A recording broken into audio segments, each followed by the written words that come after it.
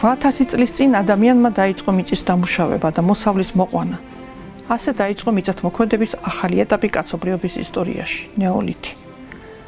სამიწათმოქმედო კულტურები საქართველოს ტერიტორიაზეც გაჩნდა.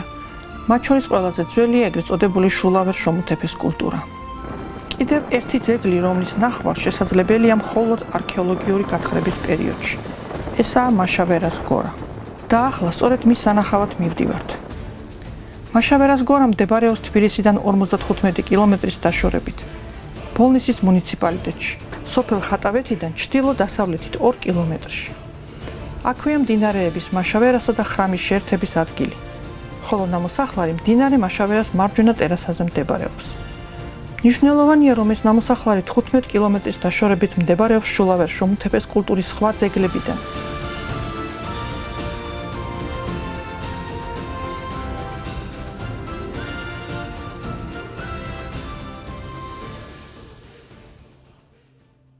საინტერესო მაშავერას გორის აღმოჩენის ისტორია.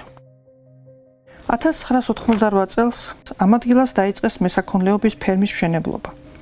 ამ პროცესის დროს რაღაც ნაგებობებს წააწყდნენ, რამაც მშენებლების ყურადღება მიიქცია.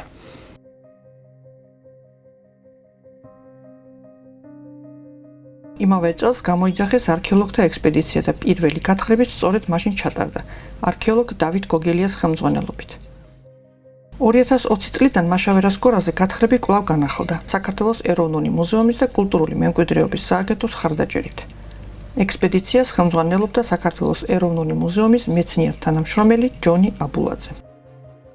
ამჟამად ჩვენ ვიმყოფებით ბოლნისის მუნიციპალიტეტის სოფელ ხატავეთში, მაშავერას გორაზე. ჩვენ ამ ძეგლზე გვქონდა ინფორმაცია, რომ 1988 წელს ქვემო ქართლის არქეოლოგიურმა ექსპედიციამ ჩაატარა არქეოლოგიური სამუშაოები, რომელიც შემდგომში ეს არქეოლოგიური გათხრები არ გაგრძელებულა. 1988 წელს აღნიშნულ ტერიტორიაზე აშენდა მეცხოველეობის ფერმა, რომელმაც დააზიანა ბორცვის ჩრდილოეთ ნაწილი, რომლის შემდგომაც ამ ტერიტორიის შესწავლა დაიწყო ქვემო ქართლის არქეოლოგიურმა ექსპედიციამ. მაშავერას გორაზე ნაპოვნია შულავერ შრომუთეფეს კულტურისათვის დამახასიათებელი წოდიული ფორმის ალიზის ნაგებობები. გათხრების დროს გაკეთდა საინტერესო აღმოჩენაც. გამოვლინდა კედლების განსხვავებული წყობა. ალიზის კედლები ამოყვანილი იყო არაერთი, არამედ 2 და 3 მწკრივად, რაც ნიშნავს, რომ ნეოლითის ეპოქის ადამიანებმა სიახლე შეიტანეს და დახვეწეს სამშენებლო ტექნიკა. ეს ახალი სამშენებლო ტრადიცია გამოარჩევს აღნიშნულ ძეგლს შულავერ შრომუთეფეს კულტურის სხვა ძეგლებისგან. აღნიშნული ძეგლი განეკუთვნება ადრესამიწათმოქმედო კულტურას, შულავერ შრომუთეფეს კულტურას. ჩვენ აქ გვაქვს წრიული სახლები, რომლებიც დამახასიათებელია შულავერ შრომუთეფეს კულტურისათვის, მაგრამ გვაქვს განსხვავებული სამშენებლო ტრადიცია. ჩვენ შულავერ შრომუთეფეს კულტურაში გვაქვს ალიზის აგურისგან აშენებული სახლები, მაგრამ ძირითადად არის ცალპირა წყობით აშენებული სახლები. აღნიშნულ ნამოსახლარზე, გათხრილ ფართობზე ფიქსირდება მხოლოდ 2 მწკრივა და 3 მწკრივა ალიზის წყობით აშენებული სახლები, რაც მნიშვნელოვან სიახლეს წარმოადგენს ამ ეტაპზე. 2 მწკრივად დალაგებული ალიზის კედლები, რაც ჩვენ გვაქვს. ეს არის 1 მწკრივი, ეს არის მეორე მწკრივი. ჩვენ ყველგან ხედავთ, აი მცირე სათავსოც არის 2 მწკრივით გაკეთებული. ძეგლზე მოიპოვება დიდი რაოდენობით თიხის ჭურჭელი, ადრესამიწათმოქმედო კულტურისთვის დამახასიათებელი სხვადასხვა დანაძერწებით. აქედან მოხერხდა მხოლოდ ერთის რესტავრირება, ერთი ნეოლითური ჭურჭლის. სხვა დანარჩენი არის ფრაგმენტული.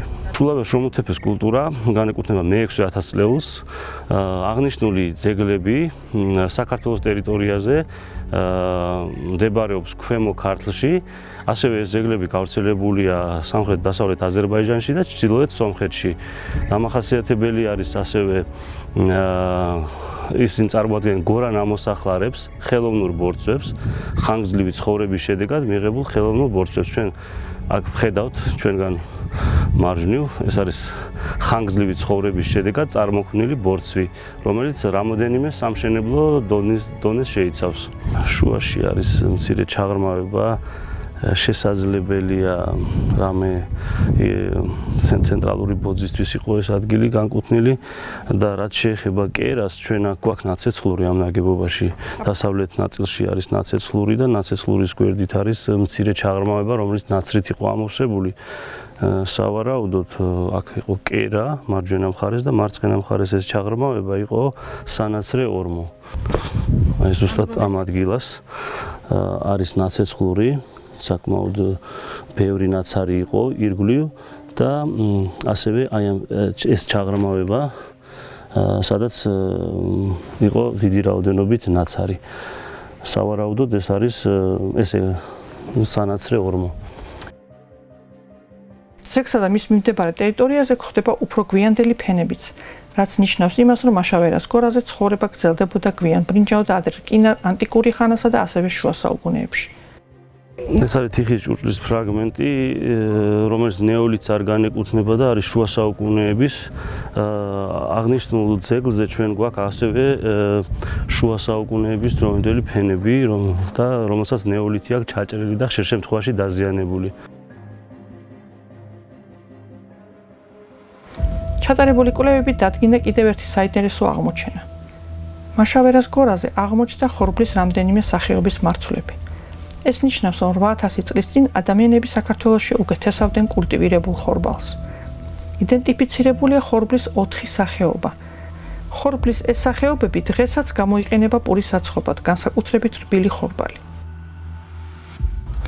საინტერესოა, რომ სოფლიოში გავრცელებული ხორბლის 20-ზე მეტი სახეობიდან 15 მოჰყავდათ საქართველოში, ხოლო 5 მათ შორის საქართველოს ენდემური ჯიშებია, რაც იმას ნიშნავს, რომ ეს სახეობები მხოლოდ საქართველოში გვხვდება. ესე იგი, საქართველო არა მარტო ღვინის, არამედ ხორბლის ერთ-ერთი უძველესი ქვეყანაც იყო.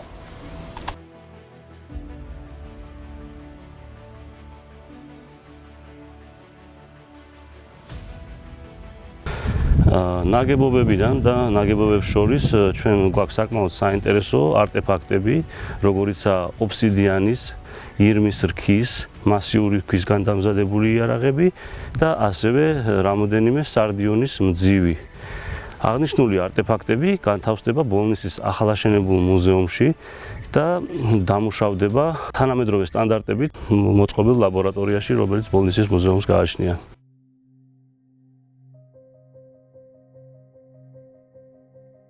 ქვის ხანის მიწურულისათვის ეკონომიკის სრულიად ახალ ფორმას წარმოებით საქმიანობას ჩაეყარა, ანუ მიწათმოქმედებას საფუძველი. მკვლევარები საზოგადოების განვითარების ამ ეტაპს ახალი ქვის ხანად მოიხსენიებენ და პროგრესული ძვრების გამო ნეოლითურ რევოლუციასაც უწოდებენ. კაცობრიობის განვითარებაში მონადირე შემგროვებლობის პერიოდიდან ამ ეტაპამდე გადასვლა უდიდესი მოვლენა იყო და სწორედ ბრიტანელმა არქეოლოგმა და ისტორიკოსმა გორდონ ჩაიდმა უწოდა ამ პერიოდს ნეოლითური რევოლუცია.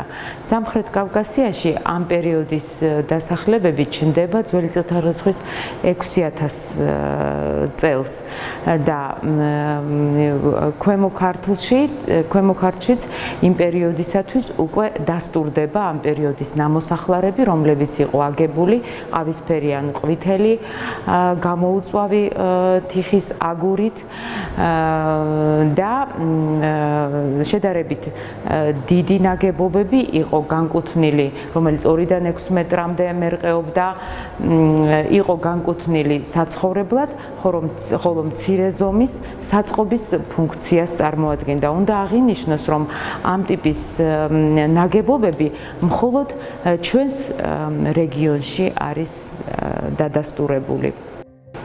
მესაქონლეობა ამ პერიოდში ძირითადად მსხვილფეხა საქონლის, ცხრისა და თხის მოშინაურებას ეყრდნობოდა, ხოლო მიწათმოქმედება კულტურულ მცენარეთა ფართო ასორტიმენტს, მარცვლოვნებსა და პარკოსნებს.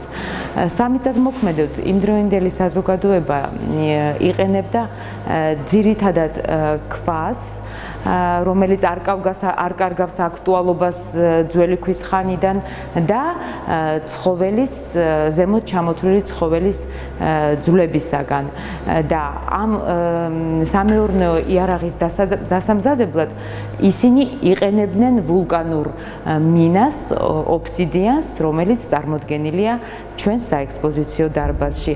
აქ არის წარმოდგენილი ვულკანური მინა, ობსიდიანი, ნუკლეუსები, საჭრისები, რომელსაც ძირითადად საჭრელებად იყენებდნენ, ასევე მსხვილფეხა საქონლის ძვლებზე დამზადებული ბეჭის ძვლის იარაღები, დანისებური იარაღები, სადგისები, ხერხკბილა იარაღები, ირმის რქის იარაღები და როგორც თქვი, ქვის იარაღები.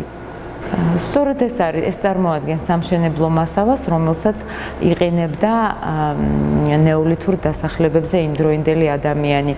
გამოუწვავი თიხის ალიზის აგურები, ყავისფერი ან ყვითელი გვხვდება ძირითადად.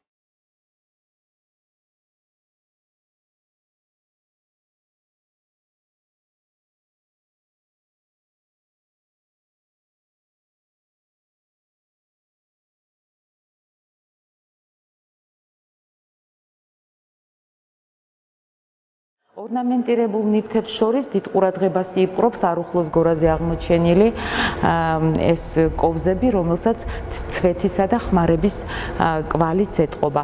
პირველად დასტურდება ჩვენთან ამ გორანამოსახლარებზე სარდიონის ქვა, რომელსაც იმდროინდელი საზოგადოება აძლევდა მათთვის სასურველ ფორმას, კონუსურს და ასე შემდეგ და ძირითადად სამკაულად, ანუ მძივებად გამოიყენებდა. ზემოთ ხსენებულ ადრესამიწათმოქმედო კულტურას, რომელიც დაკავშირებულია ქვემო ქართლის გორანამოსახლარებთან, ისტორიკოსებმა შულავერ შომულ თეფეს კულტურა უწოდეს. სწორედ ამ პერიოდის ფაქტებიდან ვხვდებით ჩვენ ძალიან საინტერესო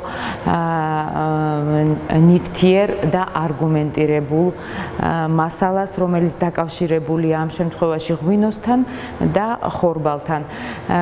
ჩვენთან საექსპოზიციო დარბაზში წარმოდგენილია თიხის ჭურჭელი, რომელიც ღვინის კულტურასთან უნდა იყოს დაკავშირებული და ყველაზე მთავარი შულავერ შომულ თეფეს კულტურასთან დაკავშირებულ ყველაზე მნიშვნელოვან ფაქტს წარმოადგენს ხრამის დიდგორაზე აღმოჩენილი დერგის ფორმის ჭურჭელი დიდი ზომის, რომელსაც გვირგვინად ამკობს ყურძნის მტევნების რელიეფური გამოსახულება. მეცნიერები მას ქვევრის წინაპარადაც კი მოიხსენიებენ. აქ არის წარმოდგენილი ასლი, ხოლო ორიგინალი ეროვნულ მუზეუმშია დაცული.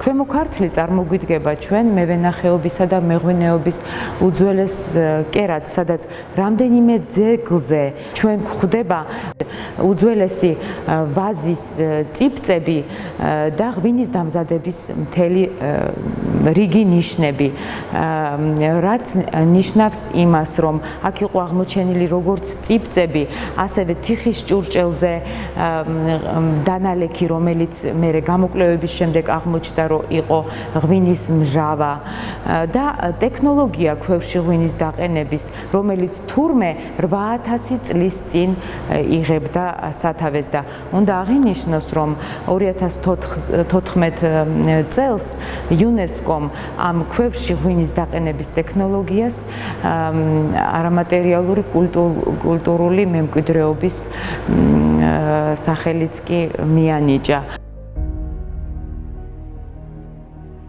მას შემდეგ, რაც ამ ნამოსახლარებზე დადასტურდა ეს არტეფაქტები ღვინოსთან დაკავშირებული, პენსილვანიის უნივერსიტეტის არქეოლოგიისა და ანთროპოლოგიის ლაბორატორიაში, ამერიკაში ჩატარდა კვლევები და დადგინდა და დადასტურდა, რომ ეს იყო მართლაც ყურძნის წიფწები და ის დანალექი, რომელიც იყო ღვინის ჭურჭელზე, იყო ღვინის მჟავა. მას შემდეგ უკვე აღარავინ არ დაობს, რომ ჩვენს ქვეყანას ღვინის კულტურასთან აკავშირებს მართლაც 8000 წელი და ეს არის ყველაზე მნიშვნელოვანი, რომ ეს პროცესი უწყვეტად მიმდინარეობდა ჩვენს ქვეყანაში, განსხვავებით ბევრ სხვა ქვეყნებისაგან. ჩვენ ვახსენეთ, რომ მიწადმოქმედება დაკავშირებულია კულტურულ მცენარეთა ფართო ასორტიმენტთან, რაც გულისხმობს პარკოსნებსა და მარცვლოვანებს. ამ შემთხვევაში ძალიან საინტერესოა ხორბლის კულტურა, რომელიც იყო აქ შესწავლილი და დადასტურებული. უნდა აღინიშნოს, რომ ზემოთ ხსენებულ ნამოსახლარებზე შულავერ შომუთეფესთან დაკავშირებული იყო აღმოჩენილი 9 სახეობის ხორბალი, ხოლო 5 აქედან გვხვდება მხოლოდ არუხლოს გორა ნამოსახლარზე. თქვენ ხედავთ აქ ხელსაფქვავებს, რომელიც იყო აღმოჩენილი თითქმის ყველა გორა ნამოსახლარზე შულავერ შომუთეფეს კულტურის და წარმოდგენილია 2 ქვისაგან და დიდი რაოდენობით იყო აღმოჩენილი. ანუ ქვედა ქვა ბაზალტის ქვას წარმოადგენდა და ზედა ქვა იყო ის ქვა, რომლითაც ნაყავდნენ ძირითადად მარცვლოვანებსა და პარკოსნებს. ეს იყო ძალიან რთული სამუშაო, თუმცა ყოველდღიურ საქმიანობას წარმოადგენდა იმდროინდელი საზოგადოებისთვის.